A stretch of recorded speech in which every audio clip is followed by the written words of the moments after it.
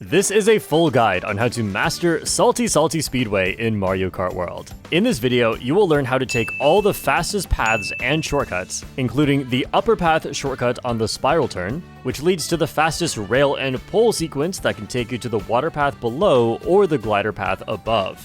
For each path, I will explain the pros and cons so you know the best strategy in a real race. And finally, there is the ending shortcut, which you can do with a mushroom to get through the boxes, but this ending shortcut can also be taken in many different ways depending on the items that you have. And you can even take it with no item at all, which is very difficult but can be consistent. Salty Salty Speedway is one of the most technical tracks in all of Mario Kart World, and by learning all of the best paths, you can consistently gain huge leads and dominate your competitors. So let's get started. The first shortcut is actually at the very start of lap 1. In Mario Kart World, when you drive in the water, you get a 10% speed reduction. So it's usually faster to avoid water whenever possible. If your starting position is near the front, then shortly after the start boost, start a charge jump by holding R. Hold left as you release the charge jump to jump onto the ground right after the boxes. And before you land, start holding R again. This starts another charge jump, and shortly after landing in the water, you can jump onto the next part of land. From here, you can get an item, do a trick in the water, and this sequence saves 0.7 seconds, which makes a huge difference, especially at the start of the race, as everyone is nearby and you want to get away from their items. If you are starting closer to the back, then you can do something different. You can charge jump up to the ground before the boxes, and then hold this charge jump to be released at the end of the ground. The rest of this you can do the same, and this skips even more water. But if you want to save just a little bit more time, you can land in a right drift and wiggle the stick back and forth to charge a blue mini turbo. If you release the mini turbo near the top and trick, you can completely skip all of the water. This drift is quite precise and only saves an extra 0.1 seconds. Because the beginning is chaotic and you'll get bumped around, sometimes you cannot take the path you want to take. So if you're forced to take the water path, a good backup strategy is to charge jump onto the left or right wall and trick off while you're still in a speed boost, and this will help you avoid most of the water. And there is one more thing you can do, which is a faster option starting in a top spot. Aim your charge jump near this corner, and then do a trick relatively early to land in the water as soon as possible. You'll do a little bounce in the water, and once you're near the peak, press R to get the highest possible trick to land on the ground. This gives you more speed boosts and cuts out an entire charge jump. So instead of saving 0.7 seconds, this version saves 1 full second. The timing is very precise, it's easy to fail, and you don't get to go for this all the time. So it's not a must learn, but if you can pull it off, then you can get a huge lead at the start that snowballs into nobody being able to catch up to you. Next up, we have the spiral turn. Instead of taking this turn like normal, you can charge jump onto the wall and jump onto the left side, which lets you take a tighter turn. And it's quite difficult, but it does lead you to 2 coins and a double box on the best line. To do this shortcut, start a charge jump and position yourself anywhere between these 2 water spouts. Aim yourself directly forward, in other words, parallel with the bricks in the road. After passing this diagonal line on the ground, release the charge jump onto the wall. Close to the end of the wall, trick off, and this will land you on the upper path. Right before landing, you can do a left trick to turn your vehicle more left to make this next turn better. Charge up a blue mini turbo and release it as soon as you get it, and try to avoid these little squares on the right side of the road as they will slow you down. Steer your vehicle to be very close to the boxes, and you're going to drive off here and trick onto the red rail, which in this section is going to act like a wall. Trick onto this wall and it will naturally raise you up onto the rail, and near the end of this rail, left trick. And this next part is just a little optimization. You can land in a charge jump and release the charge jump at the second coin, and this lets you carry your boost into the air off of the ramp. The first part of this shortcut is getting enough height off the jump to make it onto the upper path. If you are not getting enough height, there are several possible reasons. If you charge jump too early, you will land low on the wall, so you won't get enough height. If you charge jump too close to the left, then you will not accelerate to full boosting speed on the wall, so you will not jump far enough. If you are not angled straight but angled slightly left, then you will ride the wall at a lower angle. So once you're always getting enough height, you'll find that sometimes you overshoot and land in the grass. If this is happening to you, then that is the opposite problem of not getting enough height. Now you are getting too much height. So you'll have to go over the concepts I just talked about to try and manage the exact amount of height that you get. If you find that you are landing on the upper path, but you're actually falling off because you can't drift tight enough, then once you land, hold B a little bit to brake drift. And this should help you stay up on the top path. If you are unable to attach to the red rail or wall, then most likely your angle is wrong. Make sure you are holding left as you do the trick, while also avoiding the boxes. It's very important to keep in mind that while this is an important shortcut, you should not feel like you always have to take this path. If you're in first place or you are safe, go for it. But if you're in the pack where you could potentially get hit or even just get a draft, that will completely mess up the shortcut and make it not worth it at all. Because of this, you should often take the bottom path. Simply take a tight line, but avoid the backwards water stream on the tightest line, and this is only 0.6 seconds slower. That is a significant difference, but the top path is very risky in some situations, so the bottom path is then worth it.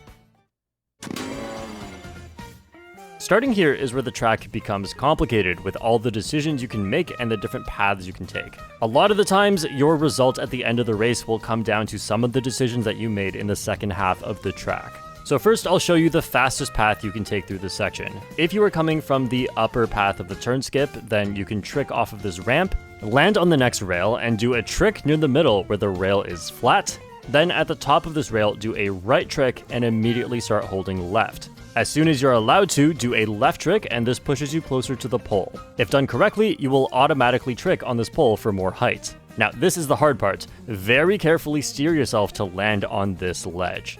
And right before you land, put the left stick back into neutral and hold R so that you can start charging a charge jump. Drive off the ledge into the water towards this wall, and at the latest time that you can, release R to jump onto the wall. You'll ride the wall onto the rail, and as soon as you can, hear left trick off of the rail. You can also do a shake trick where you just flick the controller like this in order to do the trick earlier. After this point, you can drift around the turn or even do an edge trick, and this leads you to the glider. This is the fastest path through this section.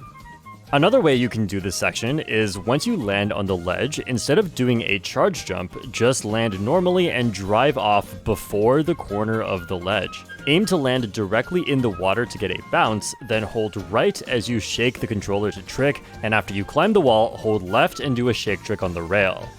I'm showing you this method because at the time of making this video, this is the most popular method. But it's actually more precise, harder to dodge rail traps, and it's not even faster. Turns out these are the same speed. And another benefit of the charge jump is that if you mess up the shortcut, you will still be able to make it onto the top. So that's why I recommended the charge jump method, as I think there is no downside.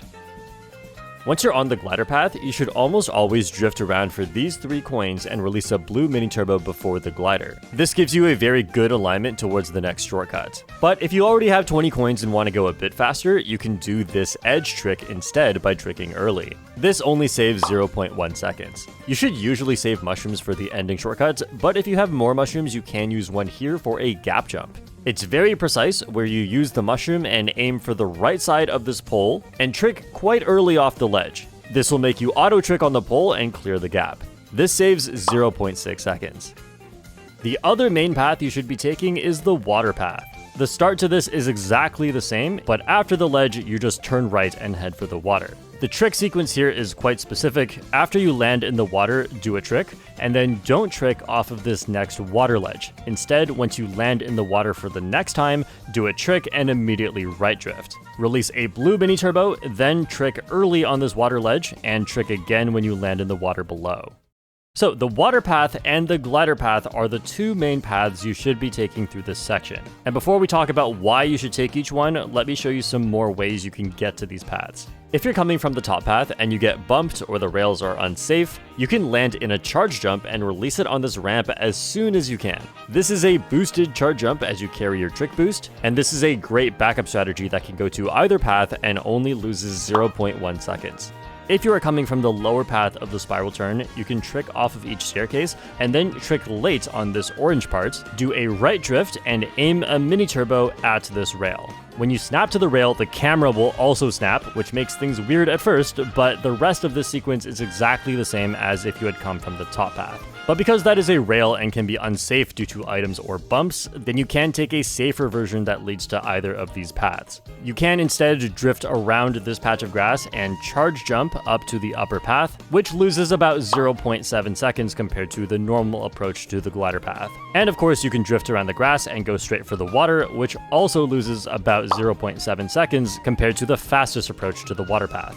If you have a mushroom, it's also quite easy to get up to the glider path, which is by using a mushroom through a bit of the grass here and doing a boosted charge jump at the wall. If you're coming from the bottom path, you can also do this section with 2 mushrooms. And if you're trying to be safe, or you have more mushrooms than you need, then this is a good path. But if we're just talking about pure time save, then these mushroom spots are not really worth it. You would be better off saving it for the ending shortcut. Okay, now that you know how to take both the glider and the water path, let's talk about when you should take each one. The glider path is faster by about 0.2 seconds, which is actually not that much. And when that's the case, you often want to think about other factors to determine which path you should take.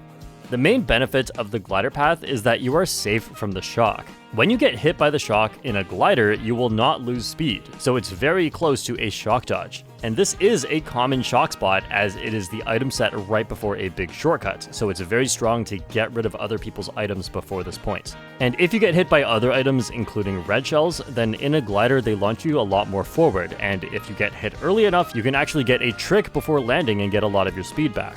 And another benefit of the glider path is it gives you access to this version of the mushroom shortcut where you go onto the rail. This is faster and safer than being on the ground. The glider path also gives you access to the no item shortcut, which is very difficult, but I will teach you in the next section. The benefit of the water path is that it's easier to get to. Nobody can stop you from taking this path. And it's also easier to get an item as there are a lot more item boxes here. But the main benefit of the water path is that it is actually faster if you are using speed items. Water gives you a 10% speed reduction, but if you are using a speed item like mushrooms or a star, then that speed reduction goes away on top of you getting the full boost out of your speed item.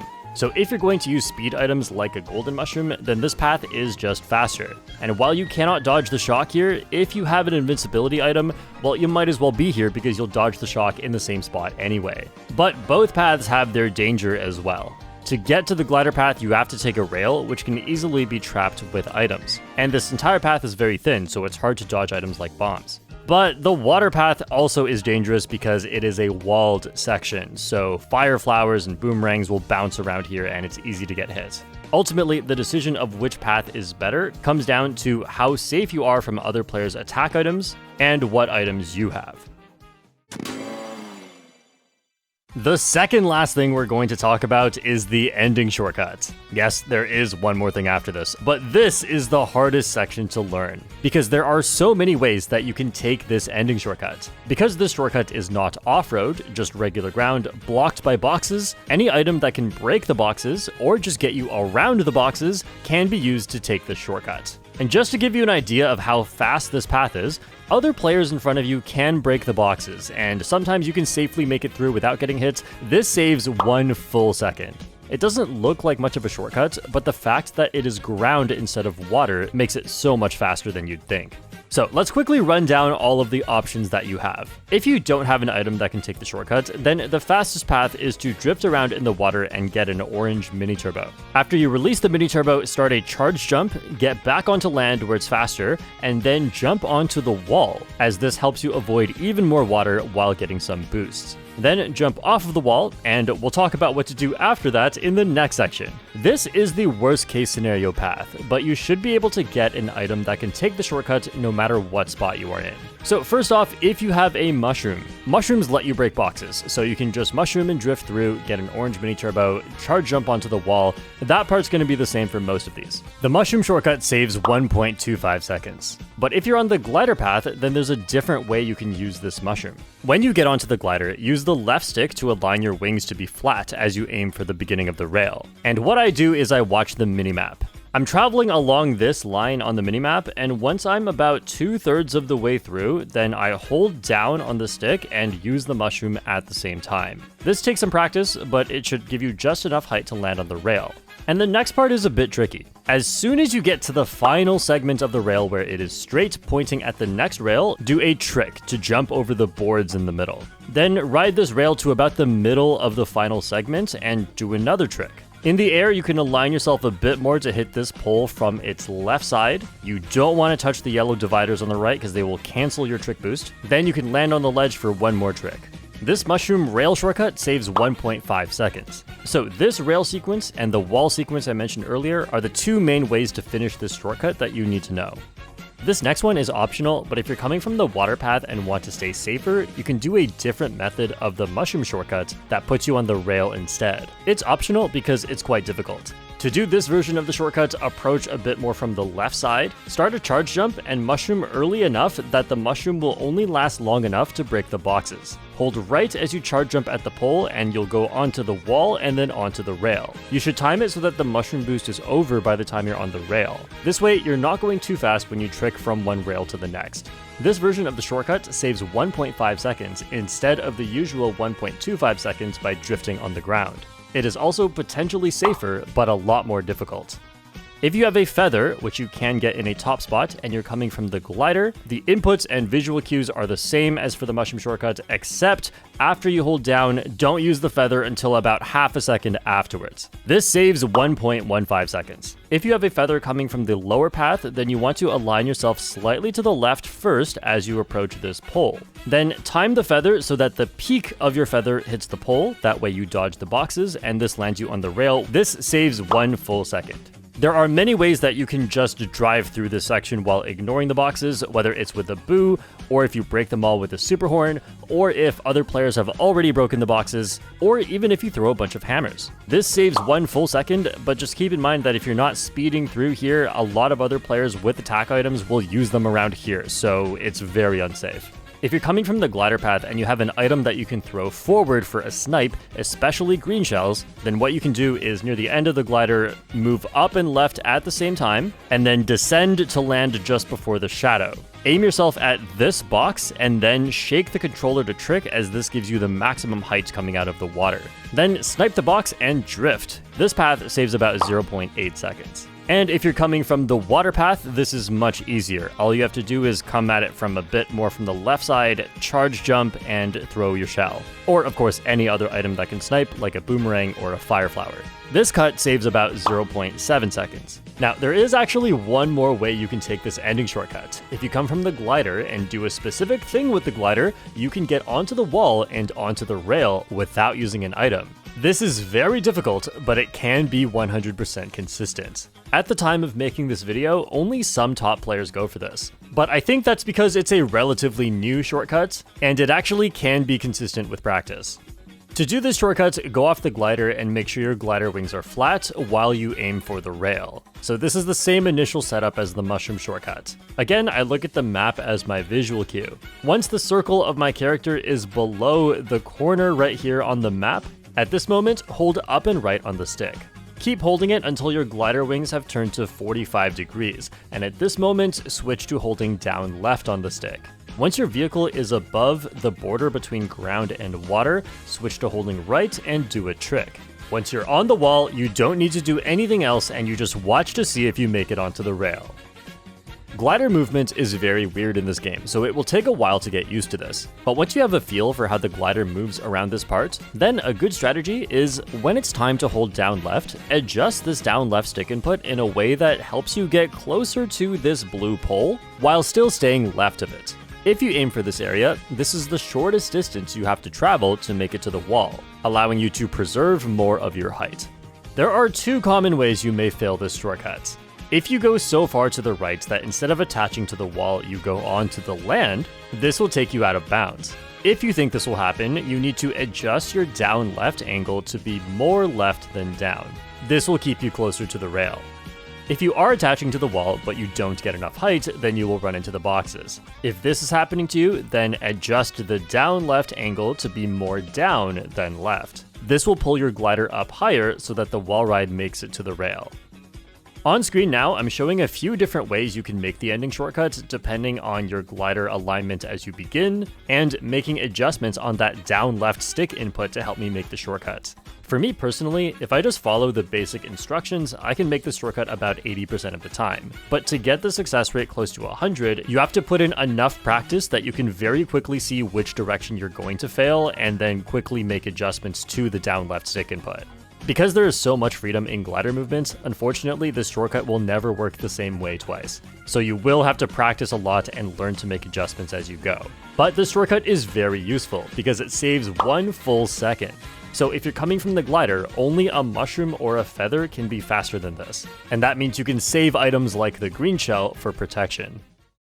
This may be very overwhelming at first, as there are so many options for how to take this ending shortcut, and that's not even to mention considering how safe it is for you to go into it. One tip I have for you in this section is that if you see a player going up to the boxes and you cannot see the item they're using to get into the shortcut, get out of there. The items you cannot see are the most dangerous ones, and if you get hit in this shortcut, it's very common that you get hit again. If you have a golden mushroom at the end of the race, you can actually consider going around if it looks unsafe. And this is not that much slower, as the golden mushroom ignores the water speed reduction. But if you're using a golden mushroom or just multiple mushrooms on this rail, keep in mind that if you try to do the regular trick timing, you will actually fly past the next rail. So if you're in a boost, you should instead do a right trick at the second last segment. This actually makes this section easier, as well as being a lot faster because it is a side trick. If you have a star or mega mushroom, you can chain it into the previous item set, and this keeps you protected all the way from where the shock is likely to be used until you've made it through most of the shortcuts invincible. And finally, if you have a bullet bill, it will go around the shortcuts if you use it early, so make sure you go up to the ground here and then use the bullet, and it is very, very fast and bumps everyone. After the ending shortcut, there is one more thing you have to know, because when you start the track, you are in the water, and that's different from the start of lap 2 and lap 3, where you are coming off this ramp. The fastest path here requires you to still be in an active speed boost while you trick towards the left side. You also need to trick as late as possible on this ramp to get the maximum distance. And the most consistent way to do that is with a shake trick. Otherwise, you won't get enough distance for this exact next sequence to play out.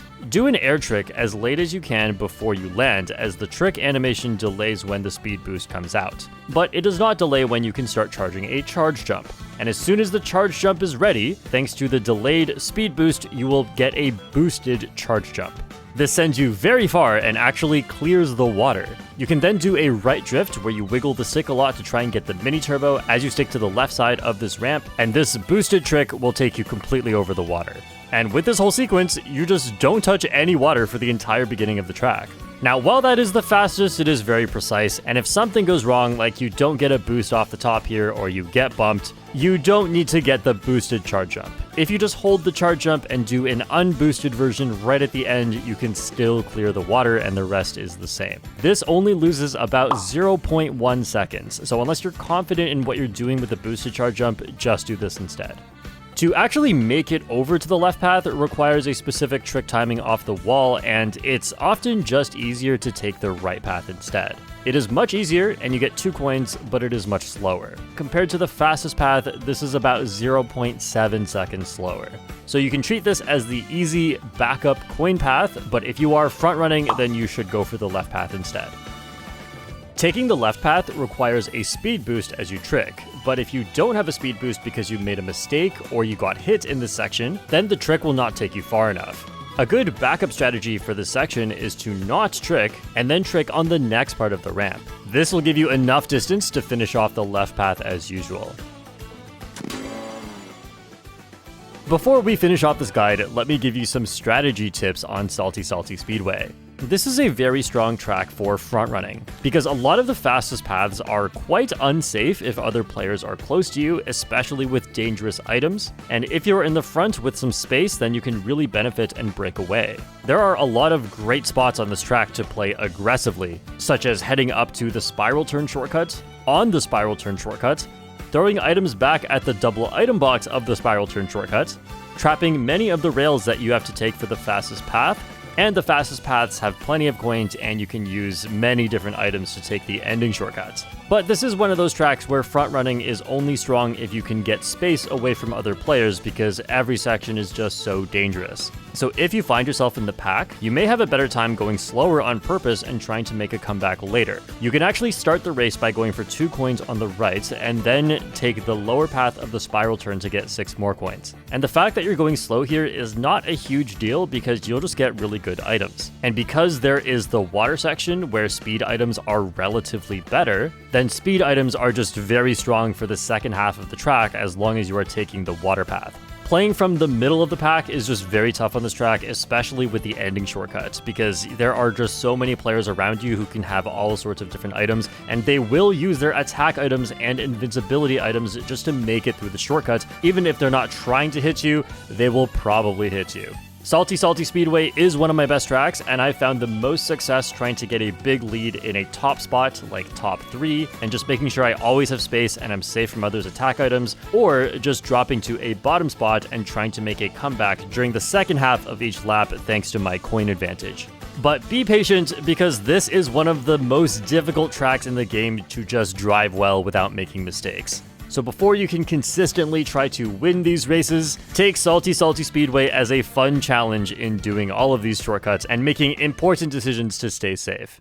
I have a guide on how to do the most important shortcuts on every track, as well as in-depth individual track guides like this one, and I also play high-level online competitive races if you want to see what that looks like. Which track should I make a guide on next? Let me know in the comments.